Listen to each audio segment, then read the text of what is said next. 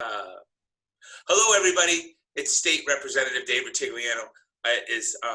We're joined today by an awesome person, R-Puskar. R-Puskar. For the people who don't know you, can you explain who you are and what you do? Sure. I am an assistant professor at the Fordham University Graduate School of Education. I have my PhD from the University of Connecticut in special education, educational psychology with a specialization in special education. And specifically for the last 15 years, I've really focused my work on working with children and their families of kids who have autism and special needs and other developmental delays and disabilities, specific to early childhood, so birth to 3 population, early intervention, and preschool special education. And I train teachers to work with children with special education needs. And I am also a wife to my wonderful husband, John, and I have 2 young boys, Jack and Matthew. So what we've been doing during the shutdown and the quarantine and with the kids and the family stuck in the house is we've been sort of recognizing the stress that it's been put on families and some of the mental health issues that people are going through, and then some of the stressors on our children. A lot of the students and young people are really having a difficult time, and we were trying to give parents tools and tricks so that they maybe could cope with the shutdown and with everybody being at home and sort of dealing with some of the stressors. One of the areas we haven't talked about is kids with special needs and how their needs and the family's needs may be different. So I thought it would be good for you and I to have a quick conversation to maybe at least recognize some of the problems or the stress the family may be having or the anxiety, and maybe some resources or a tip or two for them to deal with it. I know you are a mom to 2 young children, very young, right? How have you adjusted with COVID and life at home and dealing with the kids?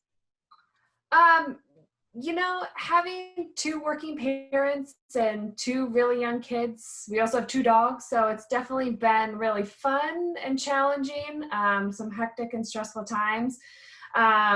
Our youngest is 7 weeks old, so amid the COVID crisis, we gave birth, which was, challenging and nerve-wracking to say the least. We've had a big transition having another baby and coming to a family of 4 amid this crisis. But I really just tried to do my best to maintain a schedule and kind of structure to our day. But at the same time, I've really tried not to stress too much about having a perfect schedule. If you ask me, the second week of March, when all of this started, I had a nice color-coded schedule and tried to do that. But here we are, day 70 something that we've been at home. So I really try to kind of keep some momentum, but not stress. Did you really start with a color-coded schedule? Is that how you thought you would handle it? I did. But I think, what I've really tried to focus on is, you mentioned mental health, and really try to focus on the social emotional support of our young kids, but also the mental health of each other. So I think with kids, really trying to maintain structure and schedule to what's most important in their day, and that is sleeping and eating and feeling loved. And I think it was Maya Angelou who said, I've learned that people will never forget what you said, but how you made them feel. And so really trying to make sure my kids feel loved and that we're here for them. And so, other things will kind of fall into place. They'll learn as they go, but really just trying to focus on that social emotional well-being that is so important for young kids and the mental health of kids and adults of all ages. Are you still doing any training or interacting with any teachers during this time? And if so, what advice would you be giving a special education teacher on how to handle the distance learning with some of their students with special needs? So I think the biggest thing, and it's similar to the advice I give parents, is that it's unfair to expect the same type of progress that you would if you were meeting with the kids face to face every day as a special education teacher. So it's really important to be working closely with the parents and teachers together as a team to keep momentum, but also give yourself a lot of grace and flexibility that, progress is going to look really different over the last couple months and over these next few months before really getting back into school. So the most important part, I think, is don't put too much pressure on yourself to make it look the same as it would if you were in school, because it's not going to be the same. We had talked a lot with some of the other guests that we've had conversations with about scheduling, or the importance of scheduling. Some of the parents have sort of, now that everybody's home, have instituted these, really strict schedulings. And one of the doctors had said, and I thought it was enlightening, but I wanted to get your opinion on it. He goes, listen, if you had this really great structured house before COVID, then fine. But you really should probably, and if you didn't, it's not the time to start instituting all these things, because it's really unnatural for your family. I didn't know if you had an opinion on that one. Yeah, I think so. I think that has a really valid point. There's so much transition going on and so much uncertainty from everybody that I think providing some type of structure or semblance of a schedule to the day is going to be helpful for everybody. And that's just to set expectations. And, I've talked to parents who have multiple kids in school. I know a high school teacher who has 3 school-age kids. So having to have them rotate through being on a laptop or a tablet for him teaching and the kids doing school, I think having some type of structure is going to be helpful even if you didn't have that before. But don't try to do a complete 180 in something that's really unnatural for what works best for your family. So there's kind of a happy medium in there that provides some structure and schedule so that everybody can kind of know what to expect each day, and you're not waking up every morning kind of not knowing what you're going to need to be doing. But don't do a complete 180 if that's not what's naturally to be best for what works for you guys. Very good. So we did solicit some questions, and we told everybody that we were going to have a conversation. So we have a couple, and I was going to sort of ask you that and see what the answers are. All right. You work a lot with special needs children. It must be especially difficult for them during this time. Can you talk about some ways you have to successfully transition them to what we're calling the new normal? Yeah, so I think going back to schedule and structure in the day, and I think also going back to what we talked about earlier is really the social emotional well-being of kids and families should really be front and center. So starting with schedule and structure just to meet those basic needs. So, and this goes for everybody, not just kids with special needs, but especially for kids with developmental delays or special needs, really need structure around, play and learning, but also the physical health, sleep schedules, meals, and keeping those social emotional needs a priority. And I think parents of children who receive special education services in schools should be really in close contact with those service providers. So if your child receives support from a speech language pathologist or an occupational therapist or physical therapist, be in contact with them to implement some strategies so that you can be working on their goals with them at home. I know a first grade teacher who also is in pretty close contact with her special education teachers, so to create accommodations and modifications to assignments before them happening, so trying not too much to play catch up. But also there are students that are in programming that is really difficult to transfer into being more virtualized. So students with some more severe challenges or severe needs that might be really difficult. So continuing that momentum by working closely with service providers for ideas and strategies to implement at home is going to be really important. And I think also it's important for parents to again, give themselves grace that their role is a parent and it's not to provide services for their child. So they can implement strategies that are natural to them and natural to their routines and natural to their environment and natural to their family. But trying to implement, lessons that don't naturally fit in is going to be really stressful and really challenging.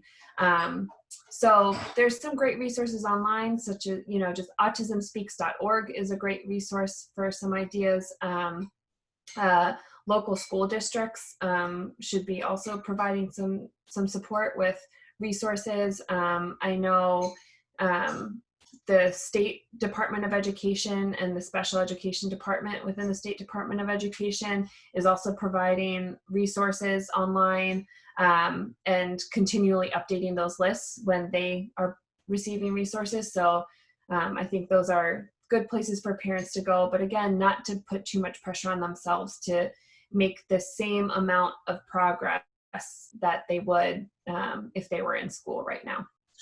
Do you think there's value in if say a child goes to school and has a paraprofessional or some help within the class, do you believe that there's value in that paraprofessional contacting that student during this time, or either by Zoom, if that's permissible, or by phone, or just sort of checking in with them? I don't know if you see any value in that and what your opinion on that would be. Yeah, I definitely think so. I think because of this uncertain time, as much consistency as we can provide as possible is going to be really valuable. So I know there are some districts that might not allow a paraprofessional to do a Zoom call with the child on camera, but the paraprofessional might be able to be on camera or send a video message. My sister-in-law is actually a teacher, and she's done video messages for her students just to send them to say that she's thinking of them, and again, really focusing on that social emotional support. She teaches math, so the math kind of comes secondary right now to her being able to know that her students are okay. So there's definitely value in that. So working around the rules that are in place for the protection and privacy of students is important. But being able to send videos or have a phone call or do some type of Zoom call to be live just to check in, I think would be really valuable, and again create that consistency for the students who are having a difficult time with so much uncertainty and so much change to their days. It's good to know, because I know Trumbull, I think now is sort of activating the paraprofessionals to check in with the students. I'm not sure what method they're using. I just know that they're working on a strategy. So one of the other questions would be really important because that also alleviates some pressure off the teachers too. So they should be really working together. So I think that's going to be really valuable for the students and the families. Good. One of the other questions was, many things such as libraries, camps, and pools are closed or will be different this summer.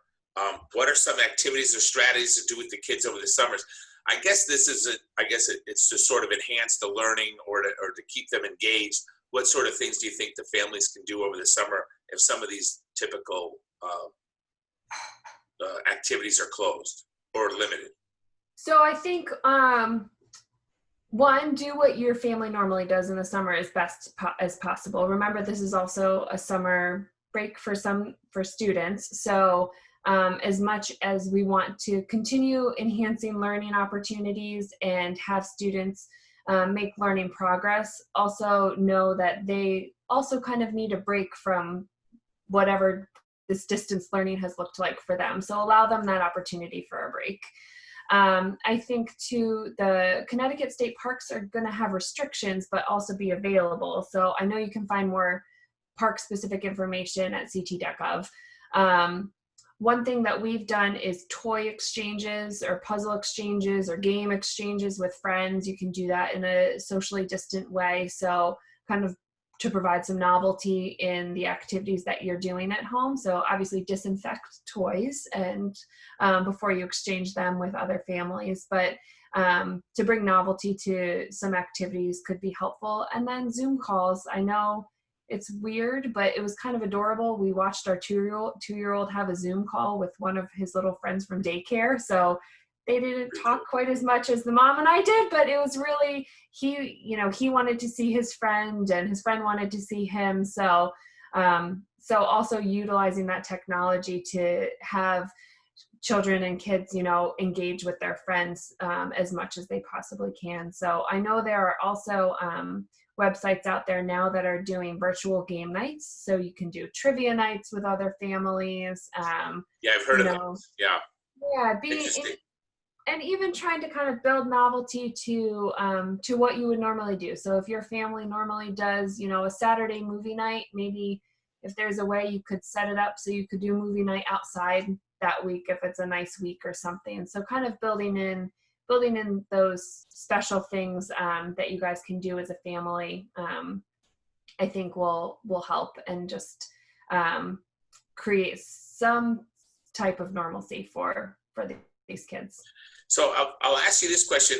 We've sort of asked everybody and sort of get the answer from everybody's perspective. Is one of the main stressors or concerns that parents have is the amount of screen time or game time that their kids are having. Many kids sit there and say it's the only social interaction they have is with their friends on, say, Xbox or the PlayStation or something like that. I mean, I didn't know if you had an opinion on what's too much or strategies for tamping it down or. I don't know if I would say there's, a precise number of minutes or something is too much. I think parents need to evaluate what they're using that technology and screen time for. I mean, full disclosure, yesterday, my 2-year-old probably spent a little too much time on the iPad watching YouTube videos. But one of the things I did is I turned on the subtitles. So I felt a little better that, he was getting stories read to him or, watching videos with the words on it so he could see that. But I think just evaluating why you're using the screen time or social media or games or something like that, and what's really the purpose behind it is, and families will know, and parents will kind of be able to know what is too much for them. So, if the reason is to make sure that kids are staying safe while mom and dad get some work done, or engaging them with their friends online, or engaging them in educational activities, there's some real value in technology. So I think really parents asking themselves what is really the purpose of why they're using that game or why they're using that technology or screen time, and they'll be able to tell if too much is too much. So one of the other major questions that sort of everybody has, regardless of their child's learning level, is the anxiety about going back to school. Maybe if schools do open in the fall, I mean, some of these kids have been in school for, almost 6 months. And how do we handle that? What do we do? I mean, how do we sort of integrate our kids back into the school system, especially with kids with special needs or learning disabilities? I mean, what are the challenges that poses? Yeah, I think that is definitely where a lot of people's minds are kind of now shifting. Is we've gone through this big transition that happened pretty quickly and abruptly for a lot of families, and a lot of families and even teachers went into it thinking they'd be out for a couple weeks. So it was a big change, and now really thinking we have a lot more time to think about, oh gosh, what is this going to look like when we get back to school? So I think for children with special needs, it's really going to be really important for parents to be in contact with the service providers in the school that are on the child's individualized education plan or 504 plan to start planning. But I think also having some flexibility as decisions are being made. So hopefully kids are going back to school in the fall, but I think we can all agree that that's not going to be necessarily a guarantee as much as we would like for it to be. So being really patient and flexible as these decisions are being made is going to be really important, and staying in communication with those service providers to help support that transition plan. And I would start talking about that with them now, and really kind of devise a plan with what works best for each learner. So some students really might learn better visually. So if teachers are in schools before kids are, so being able to send pictures of classrooms to help kids picture what that's So going you're to look saying like. before the school year starts, they could sort of email pictures of the classroom. That would be a trick or a strategy to sort of. And when you say transition back to school, I mean, what would that look like? Like, would it be like maybe they only do a couple days a week to start, or ease them back into it? I like that idea about the pictures. I hadn't thought of that. Yeah, so I think pictures of classrooms and also pictures of people can be really helpful. So if you're going to have a new teacher or a different teacher that the student hasn't had before, so being able to do that, I think we've kind of embarked on being able to use technology. So you could do virtual classroom tours for your class. Depending on rules for privacy, you could also have opportunities for kids to meet online before they come into the school year. And I think, yeah, just being able to think a little bit more creatively outside the box to help prepare students for what they're going to walk into and what that's going to look like. And so if that means that parents need to start talking to their kids about different rules that might be in place because of social distancing or capacities of classrooms or lunchrooms, or what that's going to look like in the fall. So the more that the teachers and administrators can kind of set those in place ahead of time, so they can communicate that with parents, so parents can really start talking to their kids about what that's going to look like, because it's going to look really different. School being open is not going to be school back to normal as what they knew before. So the more that we can prepare students ahead of time and really set them up for success, the smoother a transition is going to be. I think that's some really good advice. Now, I promised I wouldn't keep you forever. There's probably a million questions, but more than likely there's going to be questions generated just from our conversation, and I hope that you could come back or Sure. email or on video and answer some of those questions. But if you could take your doctor hat off for a second, Okay. put your mom hat on. What, as a mom, especially with two very young children, what has been your biggest surprise through all this? I think overall the resilience of so many different people. I think the resilience of kids, and I was really worried at first about our 2-year-old, because he really enjoyed being at daycare. We call it school for him, but he's loving having all of us at home. But I think just the resilience of how people have connected through FaceTime or Zoom calls. And I actually hope that part really sticks after this whole experience, is kind of keeping people connected. So it's good that you say that, because we had a conversation with Dr. Pettit about mental health. And he had said the Zoom call, this video, this interaction that even that you and I are doing now is such an important part of people's mental health, just that human connection, even though it's altered, with grandparents or parents and children. So it's amazing that you've said it a few times, that this Zoom call was a good thing for your kids, especially with their school friends, and it could potentially be a useful tool to teachers as kids transition back to school. So I think that was very insightful and probably some pretty good advice. Thanks. Yeah, I think too, my parents live in Maryland, so they actually haven't been able to meet our newborn yet, and 7 weeks old. So we FaceTime them quite a bit. It's difficult. I'm sure some of your constituents are grandparents, so I'm sure they can appreciate that it's really difficult to not be able to meet your grandchildren right away. So we've really tried to utilize that technology as much as we possibly can to stay connected with our family and friends who live close but also far away. So yeah, and I think I'm surprised by the creativity that I've seen from other moms, and sharing those ideas. I think, we've created games out of nothing. So I had to vacuum today, and we had toys all over the place. So I had my 2-year-old run and pick up the toys so the vacuum monster wouldn't be able to get them. And, he thought it was great, and I thought it was great, because we could pick up toys and vacuum and have fun while doing it. So I think just being able to connect with other people in a way that this has forced us to has been really, really valuable, and I hope some of that really sticks after we're past everything with COVID.